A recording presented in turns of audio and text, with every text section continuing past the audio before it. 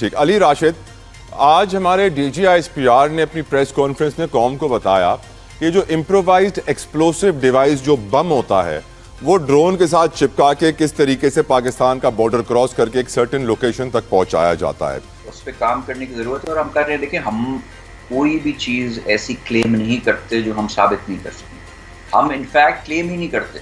हम उनका जासूस पकड़ते हैं बलूचिस्तान में, कुलभूषण यादव, फिर उसको प्रेजेंट करते हैं और फिर इल्ज़ाम लगाते हैं और उसकी फिर स्टेटमेंट भी जारी करते हैं कि उसने ये खुद चीज़ें एतराफ़ की, राइट। तो हमने तो कोई स्वीपिंग स्टेटमेंट्स नहीं दी। फिर ये हम पे हमला कश्मीर और उधर से करते हैं, हम इनका जहाज़ गिरा देते हैं। ये F-16 पता नहीं कौन सी फैब्रिकेट करते हैं, ना कुछ एविडेंस देते हैं कि हमने F-16 गिरा दिया। हम तो इनका बंदा पकड़ के TS फैंटास्टिक वाला उसका बयान लेके उसकी मेहमान नवाजी करके उसको वापस भेजते हैं। तो वी आर वेरी, देखिए वो कहते हैं ना, जो गरजते हैं वो बरसते नहीं। Similarly we are very sound and stable. हमें पता है किस टाइम पे वो आप जब भारत का जिक्र करें तो गरज बरस ना क्या करें, बोला करेंगे जो भौंकते हैं वो काटते नहीं। हाँ नहीं, मगर वो वफादार होते हैं। मैंने इसलिए एग्जाम्पल वफादार भी नहीं। तो ये सब चीजें तो अभी भी देखें ना, उस इंटरनल मैंने इम्पार्शियल इदारों को देखा, मैंने इंटरनेशनल मीडिया को देखा। हर कोई अभी एक सवालिया निशान इंडिया पे बना हुआ है कि भाई आपने ये इल्ज़ाम लगाया है, आप बच्चे हैं, आप क्या हैं, छोटी बच्ची हैं, आप क्या हैं, मतलब कि आप कोई सबूत दें। और ये नकल के लिए भी अकल चाहिए। अगर आपको किसी को फॉल्सली एक्यूज भी करना है तो आप थोड़ा वेट करते, थोड़ा एक्टिंग करते, थोड़ा दिखाते कि भाई एक दिन गुजर गया, फिर हमने अभी ये सबूत मिले और ये हमें ये साबित किया। 1 घंटे के अंदर, मतलब आपकी कोई बॉलीवुड फिल्म में क्या ड्रामा होगा जो इंडियन मीडिया पे चल रहा है। मैं तो कोई फिल्म नहीं देखूं इंडियन, तो इंडियन मीडिया लगा के बैठ जाओ। अली, मैं कल बड़ा हैरान हुआ था जब मैंने परेश रावल की वीडियो देखी जिसमें वो कहता है कि मैंने अपना इलाज करने के लिए अपना ही यूरिन पीना शुरू कर दिया। तो पवित्र गाय माता का मूत तो पिया करते थे, अपना भी मूत पी रहे हैं। यकीनन भारतीय कौम का हाल क्या है। आज तो खबर अली राशिद साहब ये भी आई कि भारत के एक प्लाटून ने दूसरी प्लाटून के ऊपर गोलियां खोल दी, 5 बंदे सिख प्लाटून के मार दिए, आपस में भारतीय फौज लड़ पड़ी है। तो इस बात में तो कोई शक नहीं है कि भारत इंतहाई कमजोर है। लेकिन यस, पाकिस्तान को इंटरनेशनल एस्टैब्लिशमेंट और इंटरनेशनल पावर के सामने अपना केस बेहतर तरीके से मजीद मौसर करने के लिए शवाहिद और इररिफ्यूटेबल एविडेंस के साथ लड़ना होगा। मैं चाहूंगा वो ये है कि सिंतास मुआहदे के बाद हम अपने पानी के लिए तो बड़ा परेशान हुए, लेकिन जो हसन अब्बास वाटर एक्सपर्ट है जो बड़े वायरल चलते हैं आजकल, वो ये कहते हैं कि हमें इस बात पे ही परेशान होना चाहिए कि भारत ने 4 गटर की लाइनें हमारे पाकिस्तान के पानी में खोली हुई हैं, लेकिन उसके ऊपर पाकिस्तान कुछ नहीं कर पाया है। ये इन 2 चीजों के ऊपर मैं आपसे जवाब चाहता हूं ज़ैफर साहब। जी बहुत शुक्रिया जी, चूंकि मुझसे सवाल आपने किया था या आप जैसे बाकी भी भाई दोस्त जितने भी एंकर हजरात हैं वो कर रहे हैं कि पाकिस्तान सफारती महाज पर क्या कर रहा है, तो मैंने उसका जवाब दिया था। ठीक सर। दूसरा उन्होंने कहा जी वो कहते तो ज्यादा बेहतर होता। अब अगर उनके पास मालूमात की कमी है या उन्हें नहीं पता, तो चीन के वजारत खारजा ने आपके प्रोग्राम शुरू होने से कुछ घंटे कबल अपना सरकारी बयान जारी किया है। जो चीन के वजीर खारजा की हमारे वजीर खारजा डिप्टी प्राइम मिनिस्टर से डिस्कशन है, उसका उन्होंने पूरा निचोड़ उसके अंदर किया है और उसमें उन्होंने कहा है कि हम पाकिस्तान के साथ खड़े हैं।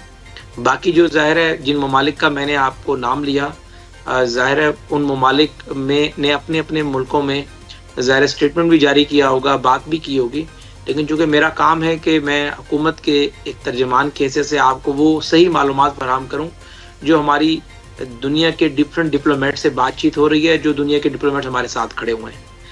तीसरी बात ये कि मेरे भाई फैसल चौधरी साहब कह रहे थे कि जी जो कुछ हमने 2019 में किया था पुलवामा के बाद और ये किया, जी आपने बहुत मेहनत की थी और उसके बाद 370 क्लॉज उन्होंने ख़त्म की और जो कश्मीर की एक डिस्प्यूटेड हैसियत थी कि Kashmir is a disputed territory between India and Pakistan, और उन्होंने कश्मीर को अपना एक हिस्सा बना लिया। और आपने उसके जवाब में हर जुम्मे जो है पूरी कौम को आधा घंटा खड़ा करने पर लगा दिया। कोई ना नेशनल सिक्योरिटी काउंसिल की मीटिंग की, ना इस तरह का रिएक्शन दिया, ना कोई डिप्लोमेसी की। मैं ये बातें नहीं करना चाहता था।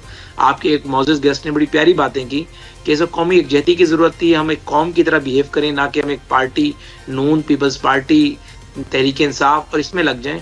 लेकिन चूंकि उन्होंने इतने बड़े इल्जामात लगा दिए थे, तो बड़ा ज़रूरी था कि रिकॉर्ड की दुरुस्ती के लिए मैं सबका जवाब दूँ। ठीक। तीसरी बात थी कि अभी आपने फरमाया कि और आपने कोई बात की है? मैंने कहा था सर, पाकिस्तान के पानी में भारत ने 4 गटर की लाइनें खोली हुई हैं, उसके ऊपर तो आवाज उठाएं प्लीज। जी बिल्कुल, इसके ऊपर देखें जी, ये बिल्कुल बड़ी उन्होंने बात की। देखें, जब वो सिंतास मुआहदा खत्म करने पर आ गया, अगर भारत अपनी तरफ ये सारे काम करे और ये सारी फैक्चुअल बातें बिल्कुल ठीक है, इसको हम अपने दोस्त ममालिक से भी उठा रहे हैं और हमने वाजे अपना एक स्टांस लिया है कि पानी की बंदिश, पानी की खराबी या इस तरह की गटर की लाइंस आप वो करेंगे तो ये जंग के मुतरादिफ होगा और पाकिस्तान इसमें कंप्रोमाइज नहीं करेगा। हमारे पीटीआई वाले साथी ने हुज़ैफा साहब ये भी कहा कि नवाज शरीफ साहब ने खामोशी इख्तियार की है। वो मैं उसका जवाब बिल्कुल दे रहा हूँ। देखिए, पहली बात तो ये है कि मैं यहाँ पर जो भी बात कर रहा हूँ, आप ये समझें कि मियाँ नवाज शरीफ की इजाजत और मियाँ नवाज शरीफ की मर्जी से कर रहा हूँ। करेक्ट। वजीर आजम शहबाज शरीफ ने जो भी एक्शन किया, वो छोटे भाई हैं मियाँ नवाज शरीफ के, पार्टी के सदर मियाँ नवाज शरीफ हैं और हम सब पार्टी का हिस्सा हैं। तो मियाँ नवाज शरीफ की मर्जी से, और मियाँ नवाज शरीफ साहब के पास कोई सरकारी ओहदा मौजूद नहीं है, इस तरह ज़ाहिर है हुकूमत को लीड शहबाज शरीफ साहब कर रहे हैं। उन्होंने टिकाकर बात की। मरियम साहिबा की बात की तो मरियम के ज़ाहिर है बड़े करीबी अंकल कहें, अजीज कहें, जो भी आप कहें, सागदार साहब वज़ीर ख़ारजा हैं, वो डट कर बात कर रहे हैं। अगर PMLN मरकज़ में पावर में ना होती और सूबे में PMLN की हुकूमत होती और फिर हमारी तरफ इस तरह की बात ना आ रही तो बात जचती थी। मुझे आप ये बताएं कि आप कहते हैं कि मीठा मीठा हबब कड़वा कड़वा तो आप कहते हैं कि हमारा यानी आपका कुत्ता कुत्ता, हमारा कुत्ता टॉमी। आज आप हिलजुल भी होती है तो आप टक करके बानी तहरीक इंसाफ अपने ट्विटर हैंडल से इतने बड़े बड़े बयान जारी कर देते हैं, मशरकी पाकिस्तान की वीडियोस लगा देते हैं, PTI अपनी ऑफिशियल हैंडल से ट्वीट्स करना शुरू कर देती है।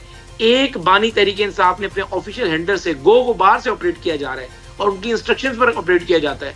ये जब से कशीदगी शुरू हुई है 3 से 4 मुलाकातें हो गई है। एक मुलाकात में भी क्या बानी ने ये पैगाम भिजवाया बाहर कि मेरा हैंडलर जो ऑपरेट किया जा रहा है अमेरिका से पाकिस्तान में तफरीक डालने के लिए, अफवाज के खिलाफ ट्वीट करने के लिए, हुकूमत पे क्रिटिसाइज करने के लिए, मुल्क में इंतशार फैलाने के लिए, तो वो हैंडलर यूज हो सकता है। एक क्या ये ट्वीट इन्होंने किया है कि हम मोदी को कंडेम कर रहे हैं या भारत के सेक्शन को कंडेम कर रहे हैं या इसराइली लॉबी जो भारत को सपोर्ट करे उसको हम कंडेम कर रहे हैं। इन्होंने अगर ये बात ना की होती मैं कभी ये बात ना करता।